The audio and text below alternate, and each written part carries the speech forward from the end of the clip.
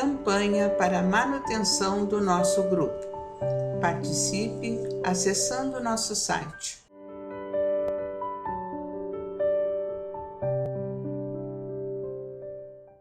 Olá, meus amigos, estamos mais uma vez aqui para dar prosseguimento à leitura do livro Missionários da Luz, A Vida no Mundo Espiritual, pelo Espírito André Luiz, na psicografia do nosso saudoso Francisco Cândido Xavier. Saúdo os trabalhadores, simpatizantes, amigos do Grupo Espírita Francisco Xavier, que têm acompanhado os nossos trabalhos, todos os nossos programas de leituras, né, reflexões, as palestras, os trabalhos de final de semana. Continue acessando o nosso canal e sempre dando uma curtida. Hoje nós vamos continuar a leitura do capítulo 7º, e o título é Socorro Espiritual. Trabalho muito lindo da dona Justina, mãe, né? A entidade que se encontra, vai à procura de Alexandre para ajudar o filho Antônio, que está num processo de doença, né? E não precisa ainda ficar mais uns 2 meses para resolver umas questões antes de desencarnar. Olha que coisa bem linda essa mãezinha, né? E procurar recursos e está se montando lá um atendimento para ele. Então, nós lemos aquele pedacinho, né, o finalzinho, que ele comenta assim, o André: Antônio é viúvo há 20 anos, explicou Alexandre, né? E está nas vésperas de vir conosco no plano espiritual. Nosso amigo, porém, necessita de mais alguns dias na esfera da crosta, para deixar alguns problemas sérios devidamente solucionados. O Senhor nos concederá a satisfação de colaborar no reerguimento provisório de suas forças. Que coisa bem abençoada a providência divina, né? Até nesses momentos que parece que não tem solução, eles estão ali atentos, com a preocupação, né, de dar uma ajuda para que a pessoa não desencarne assim naquele desespero, né, e deixando as coisas por fazer, né? Então é muito lindo. Então vamos lá. E fosse porque me detinha a observar o grupo de entidades que oravam silenciosas, ou em razão de pretender beneficiar com novos ensinamentos, o instrutor esclareceu. Temos aqui um grupo do irmão Francisco. Trata-se de uma das inumeráveis turmas de serviço que nos prestam cooperação. Muitos companheiros consagram-se aos trabalhos dessa natureza mormente à noite, quando as nossas atividades de auxílio podem ser mais intensas. É aquilo que nós comentamos na outra vez, né? Os trabalhadores encarnados estão preparados, alguns, né, para fazer essa tarefa, né? E o irmão Francisco organiza esse trabalho, né? Verdadeiro mundo de interrogações assomava-me ao cérebro, a fim de solucionar as questões do momento. Contudo, compreendendo a gravidade dos minutos, em face da tarefa para a qual fôramos chamados, resolvi silenciar. Não decorreu muito tempo e Francisco voltava, seguido de alguém. Tratava-se do companheiro encarnado a que Alexandre se referia, o Afonso, né? Foi falado lá na primeira parte. Não houve oportunidade para saudações. O orientador, tomando-lhe a destra, conduziu imediatamente à cabeceira do moribundo, dizendo-lhe com autoridade afetuosa: Afonso, não temos um segundo a perder. Coloque ambas as mãos na fronte do enfermo e conserve-se em oração. O interpelado não pestanejou, dando-me a impressão de um veterano em semelhante serviço de assistência. Parecia sumamente despreocupado de todos nós, fixando-se tão somente na obrigação a cumprir. Foi então que vi Alexandre funcionar como um verdadeiro magnetizador. recordando meus antigos trabalhos médicos nos casos extremos de transfusão de sangue. Via-lhe perfeitamente o esforço de transferir vigorosos fluidos de Afonso para o organismo de Antônio já moribundo. Olha que exemplo lindo, né? No trabalho de transmissão de energias, ele deu o exemplo da transfusão de sangue, né? Que também, embora sendo um líquido, nosso sangue, vai a nossa vibração junto quando a gente doa, né? Isso aí, quando a pessoa precisa receber, também recebe energia junto com aquele fluido vital que vai no sangue, né? Muito linda essa explicação. Na qualidade de discípulo, acentuando minhas faculdades de análise junto de preciosa lição, observei que o semblante do enfermo transformava-se gradualmente, à medida que o instrutor movimentava as mãos sobre o cérebro de Antônio. Este revelava sinais crescentes de melhora.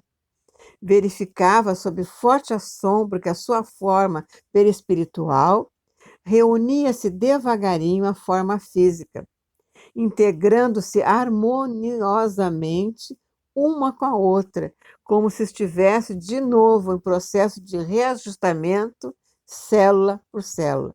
Ele estava quase desencarnando, né? Então aí houve esse contexto todo de atendimento. Que coisa bem abençoada, né? Vamos prosseguir. Depois de um quarto de hora, segundo meu cálculo de tempo, estava a fim da laborosa intervenção magnética e Alexandre, chamando a velhinha, acentuou: Justina, o coágulo acaba de ser reabsorvido. E conseguimos socorrer a artéria com os nossos recursos, mas Antônio terá no máximo 5 meses a mais de permanência na Terra. Se você pleiteou o auxílio de agora para ajudá-lo a resolver negócios urgentes, não perca a oportunidade, porque os reparos deste instante não perdurarão por mais de 150 dias. E não se esqueça de preveni-lo pelo processo intuitivo ao nosso alcance, quanto ao cuidado que deverá manter consigo mesmo no terreno das preocupações excessivas. Mormente à noite, quando ocorrem os fenômenos desastrosos mais sérios de circulação, em vista da invigilância de muitas pessoas que se valem das horas sagradas de repouso físico para a criação de fantasmas cruéis no campo vivo do pensamento. Se o nosso amigo despreocupar-se da autocorrigenda, talvez desencarne antes dos 5 meses. Toda a cautela é indispensável. Vejam só o porquê dos pesadelos, né? Aqui está bem claro essa questão. Quando a gente sofre pesadelo de perseguição e tudo, é isso aí, ó, né? E são nas horas de sono, exatamente, que o espírito se desprende, que as entidades, né, que estão por aí na noite, vêm atacar-nos, né? Principalmente se temos compromissos com elas. Porque em vão nada nos acontece, né, meus amados? Às vezes elas vêm em busca daquilo, né, que deixamos a desejar com eles no passado. E eles vêm nos cobrar, né? Aqui bem claro isso aqui, né? E por isso que nós temos que estar muito vigilantes. Vejam só a nossa responsabilidade na hora de dormir. É intensa, né? Vamos continuar. A genitora agradeceu comovida em lágrimas de contentamento. Alexandre recomendou ao socorrista encarnado retirasse as mãos de sobre a fronte do enfermo e vi então o inesperado. O doente grave, reintegrado nas funções orgânicas, com a harmonia possível, abriu os olhos físicos, como se estivesse profundamente embriagado, e começou a gritar estentoricamente: Socorro, socorro, acudam-me, por amor de Deus, eu morro, eu morro. Algumas jovens acorreram espantadas e trêmulas, em roupas brancas, percebendo-se que as filhas carinhosas e sensíveis vinham atender ao pai ansioso. Papai, papai, exclamavam lagrimosas. Que foi isso? Estou morrendo, clamava o enfermo, com voz pungente. Chame um médico depressa.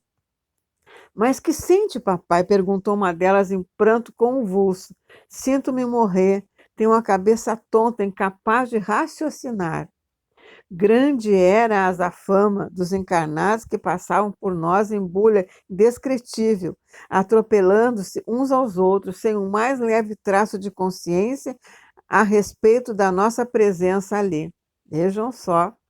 Alexandre solicitou ao irmão Francisco fornecesse instruções a Afonso para que esse regressasse ao lar. E depois da providência dispôs-se a retirar e disse-me, sorrindo diante da estranheza que a atitude alarmante das moças me causava. Geralmente, quando os nossos amigos encarnados gritam, chorosos por socorro, nosso serviço de assistência já se encontra completo. Partamos. Estava pronta a parte deles, né? Estava concretizada, né? O doente semilúcido prosseguia inquieto, enquanto o telefone tilitava, cooperando para a imediata visita do médico. A velhinha despediu-se de nós comovedoramente, permanecendo junto do enfermo, velando, devotada e humilde. Amada, né? Na via pública, pedi ao instrutor que me pusera em contato mais íntimo com o irmão Francisco, que nos acompanhava solícito. Alexandre, afável como sempre, atendeu-me aos desejos. Nossa pequena expedição, exclarou o chefe do agrupamento, depois de trocar comigo palavras muito cordiais, é uma das inumeráveis turmas de socorro que colaboram nos círculos da crosta. Somos milhares de servidores nessas condições, ligados a diversas regiões espirituais mais elevadas. Seu núcleo, perguntei, procede de nossa colônia? Sim, e temos nossas atividades entrelaçadas com as tarefas de vários instrutores do nosso lar. Nosso lar, né, a colônia do nosso lar, que relata-nos André no primeiro livro com esse título, né, o primeiro livro, né? Colônia, aqui embaixo diz colônia, de que trata o primeiro livro de André, com esse mesmo nome, Nosso Lar, obra publicada pela FEB também, né? Muito lindo esse livro, né? Que começa a abrir a nossa mente, nos mostrando, né? Essa colônia maravilhosa que um dia teremos merecimento de estar lá, né? Porque é conquista também, né? Vamos lá. E há tarefas especializadas para cada grupo dessa natureza? Perfeitamente. O nosso, por exemplo, acentuou Francisco Gentil, destina-se ao reconforto de doentes graves e agonizantes. De modo geral, as condições de luta para os enfermos são mais difíceis à noite. Os raios solares, nas horas diurnas, destroem grande parte das criações mentais inferiores dos doentes, em estado melindroso, não acontecendo o mesmo à noite, quando o magnetismo lunar favorece as criações de qualquer espécie, boas ou má.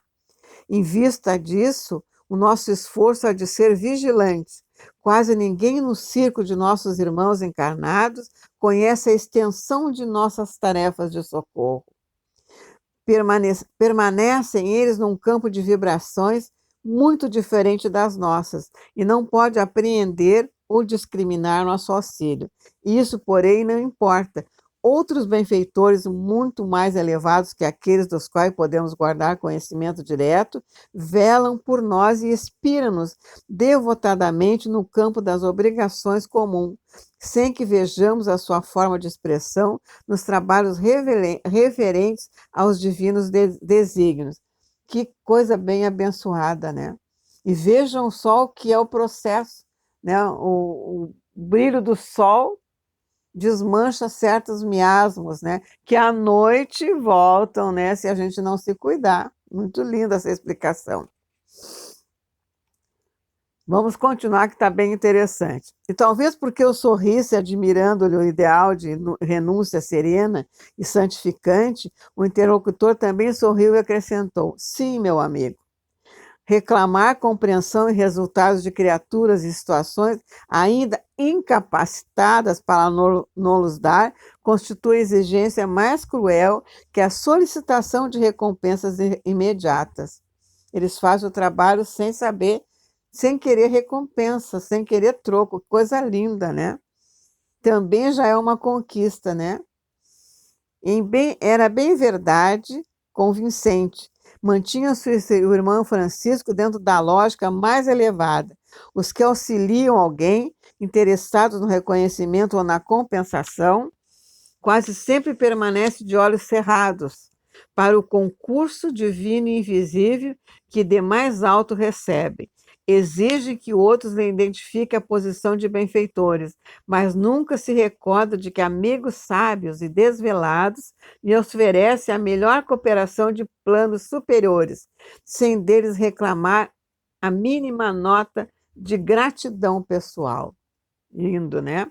São muitos os irmãos afim, continuou meu interlocutor, interrompendo minhas reflexões íntimas, que se reúnem, depois da morte do corpo, em tarefas de amparo fraternal, quando já alcançaram os primeiros degraus da escada de purificação, de que me é possível ajuizar, semelhantes trabalhos são dos mais eficientes e dignos em favor dos homens. Raramente os companheiros encarnados, quando em excelentes condições de saúde física, podem compreender as aflições dos enfermos em posição desesperadora ou dos moribundos prestes a partir. Nós outros, porém, no quadro de realidade mais fortes, sabemos que muitas vezes é possível efetuar realizações deveras sublimes de natureza espiritual em poucos dias, nessas circunstâncias, depois de largos anos de atividades inúteis. No leito da morte, as criaturas são mais humanas e mais dóceis. Dir-se-ia que a moléstia intransigente enfraquece os instintos mais baixos, atenua as labaredas mais vivas das paixões inferiores, desanimaliza a alma, abrindo-lhe em torno interstícios abençoados por onde penetra infinita luz. E a dor vai derrubando as pesadas muralhas da indiferença, do egoísmo cristalizado e do amor próprio excessivo. Então é possível o grande entendimento. Lições admiráveis felicitam a criatura que, palidamente, embora perceba a grandeza da herança divina, acentua-se-lhe o egoísmo e gravam-se-lhe no coração para sempre mensagens vivas de amor e sabedoria.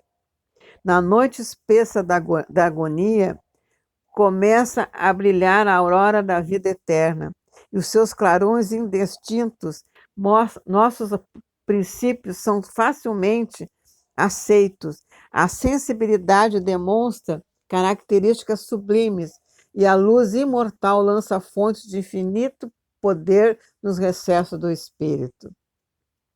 O interlocutor fez longa pausa e rematou: desse modo, conseguimos efetuar um serviço de assistência eficaz, carreando novos valores no campo da fraternidade e do bem legítimo.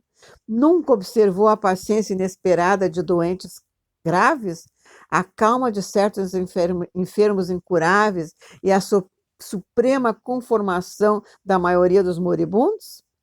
Muitas vezes, semelhantes edificações, incompreensível para os encarnados que os cercam, constituem o fruto do esforço dos nossos grupos itinerantes de socorro. Francisco enunciara sublimes verdades. De fato, a serenidade dos enfermos em condições desesperadoras e a resignação inexplicável dos agonizantes, absolutamente distanciados da fé religiosa, não poderiam guardar outra origem. A bondade divina é infinita em todos os lugares. Há sempre generosas manifestações da providência paternal de Deus, confortando os tristes, acalmando os desesperados, socorrendo os ignorantes e abençoando os infelizes. Que coisa bem abençoada esse final desse capítulo, né? 7. Como vem explicando a providência, né, meus amados? A providência que trabalha, né? A gente às vezes não sabe por que aquele doente está tão tranquilo, que está em fase terminal, né? Se encontra tão tranquilo, porque ele está sendo assessorado, ele não está sozinho. Aliás, né, meus amados, nunca estamos sozinhos em momento algum da nossa caminhada. Então vejam que coisa bem abençoada essas equipes que servem aos doentes na noite, né? Onde eles estão ali, muitas vezes com medo, né? Porque à noite a gente sabe que as pessoas que estão com problemas de doença têm um medo, né? Tem medo de ficar sozinho, tem medo de estar desamparado, porque não pode entrar ninguém com eles, né? E ali está a equipe que assessora, né? Nesse momento, os moribundos. Que coisa bem abençoada. Que a gente possa ter merecimento, né, meus amados? Porque tudo na nossa caminhada é merecimento. E Deus, com a sua infinita misericórdia, não desampara nenhum dos seus filhos, em nenhuma situação. Então é bonito se ver essa equipe, né? Quiçá possamos, ao desencarnar, fazer parte de uma equipe dessa, auxiliando os desesperados, os desvalidos, né? Os doentes, os moribundos. Mas isso precisa de muito desprendimento nosso, né, meus amados? E assim encerramos mais esse capítulo. Continue acessando o nosso canal. Continue, né, dando um ok, né, uma curtidinha, porque Deus está conosco sempre, não nos desampara em momento algum. Até a próxima, meus queridos, porque esse Pai amado nos quer amparados, né, tranquilos e de braços abertos para novas tarefas que seguiremos a fazer. E que assim seja. Até a próxima, meus amados. Um grande abraço. Campanha para a manutenção do nosso grupo. Participe acessando nosso site